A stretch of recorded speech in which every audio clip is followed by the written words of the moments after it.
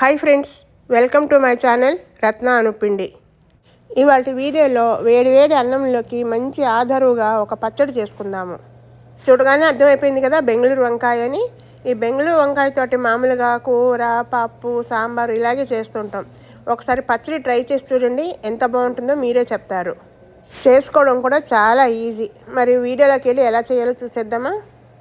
వీడియోలోకి వెళ్ళే ముందు ఈ బెంగళూరు వంకాయతోటి మీరు ఎన్ని రకాలుగా వండుతారో అది నాకు కామెంట్ బాక్స్లో తెలియచేయండి.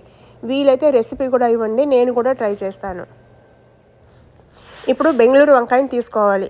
తీసుకుని పైన తొక్క తీసేసి లోపల గింజ కూడా తీసేసి వీడియోలో చూపించేట్టుగా చిన్న చిన్న ముక్కల కింద తరుక్కోవాలి. బెంగళూరు వంకాయ మగ్గిన తర్వాత చాలా కొంచెమే అవుతుంది, అందుకే నేను 2 కాయల ముక్కలు తరిగాను. ఇప్పుడు ఒక మూకుడులో ఈ పోపు వేసిన సరిపడా నూనె వేసి వేడి చేయాలి. వేసిన తర్వాత నేను 2 కాయలకి ఒక గుప్పడు శనగపప్పు అంటే మినపప్పు వేసి కొంచెం దోరగా వేయించాను. ఇష్టం ఉన్న వాళ్ళు పొట్టు మినపప్పు కూడా వేసుకోవచ్చు, చాలా బాగుంటుంది. ఈ పప్పులు దోరగా అవుతూ ఉన్నప్పుడు 1/2 చెంచా మెంతులు, 1 చెంచా ఆవాలు కూడా వేసి వేయించాలి. ఇక్కడ ఆవాలు వేస్తున్న వీడియో మిస్ అయ్యింది, మీరు వేసుకోండి. అలాగే కారానికి సరిపడా ఎండుమిరపకాయలు వేయాలి. బెంగళూరు మిరపకాయ చప్పగా ఉంటుంది కాబట్టి ఒక 2 మిరపకాయలు ఎక్కువ వేసుకుంటే బాగుంటుంది. మిరపకాయలు కూడా వేగి కమ్మటి వాసన వస్తూ ఉన్నప్పుడు మనం తరిగి ఉంచుకున్న బెంగళూరు వంకాయ ముక్కల్ని వేసి వేయించాలి. ఇలా వెడల్పుగా ఉన్న ప్యాన్ తీసుకుంటే ఈజీగా మగ్గిపోతాయి. ముక్కలు మగ్గుతూ ఉన్నప్పుడు ఒక 1/2 టీ స్పూను ఇంగు వేసి కలపాలి. ఇంగు తర్వాత 1 స్పూన్ పసుపు, రుచికి సరిపడా ఉప్పు వేయాలి. వేసి బాగా కలిసేలాగా కలపాలి.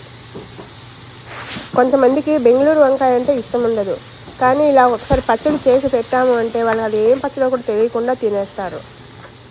ఇలాగ మధ్య మధ్యలో కలుపుతూ ముక్క కొంచెం మెత్తబడే వరకు మగ్గించాలి. మగ్గిన తరువాత 1 కప్పు కొత్తిమీర, నేను తరిగిన కొత్తిమీర వేస్తున్నాను.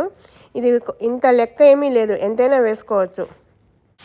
వేసిన తర్వాత 1 నిమిషం కలిపి మగ్గించుకోవాలి. కొత్తిమీర బదులు కరివేపాకు కాంబినేషన్తో కూడా చేసుకోవచ్చు, అది కూడా చాలా బాగుంటుంది.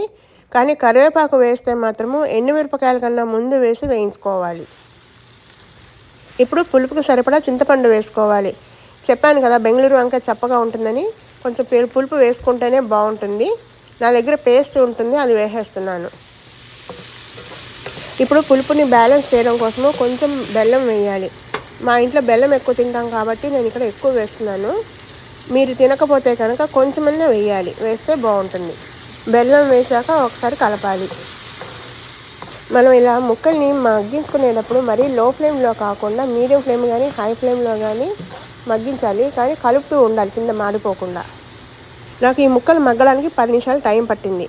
ఇప్పుడు స్టవ్ కట్టేయాలి. కట్టేసే ముందు కొంచెం పచ్చి కొత్తిమీర వేస్తున్నాను. మనం ముందర వేసిన కొత్తిమీర మగ్గిపోయింది కదా, కొంచెం పచ్చి వాసన వస్తూ ఉంటే కూడా బాగుంటుంది, కొద్దిగా వేసాను. స్టవ్ కట్టేసి పూర్తిగా ఆరనివ్వాలి.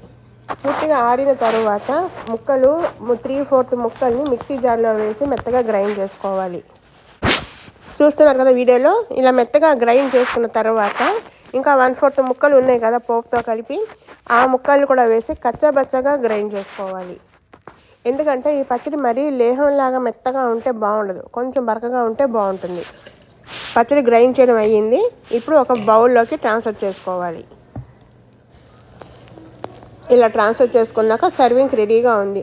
కావాలి అంటే పైనుంచి కొంచెం పోపు వేసుకోవచ్చు, కానీ ఆల్రెడీ మనం చాలా పోపు వేసి రుబ్బాం కాబట్టి నేనైతే వేయట్లేదు. వేడి అన్నంలో పప్పు నూనె కానీ నెయ్యి కానీ వేసుకుని తింటే ఆ మజాయే వేరు. మీరు తప్పకుండా ఒకసారి ట్రై చేసి మీకు ఎలా వచ్చిందో, ఇంట్లో వాళ్ళకి నచ్చిందా లేదా అనేది కామెంట్ బాక్స్లో తెలియచేయండి.